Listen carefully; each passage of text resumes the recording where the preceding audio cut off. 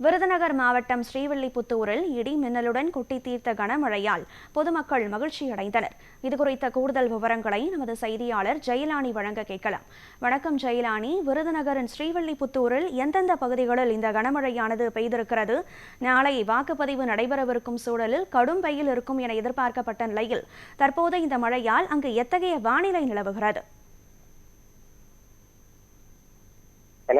விருதுநகர் மாவட்டம் ஸ்ரீவில்லிபுத்தூர் சுற்றுவட்டார பகுதிகளில் இரவில் நேற்று இடி மின்னலுடன் கனமழையானது பெய்துள்ளது. இந்த கனமழை காரணமாக பொதுமக்கள் மிகுந்த மகிழ்ச்சி அடைந்துள்ளனர். கோடை வெப்பம் பாத்தி வரைத்து வந்த நிலையில் கடந்த ஒரு மாத காலமாக பெரும் வெப்பத்தை அனுபவித்து வந்த ஸ்ரீவில்லிபுத்தூர் மக்கள் நேற்று இரவு பெய்த கனமழையால் மிகுந்த மகிழ்ச்சி அடைந்துள்ளனர்.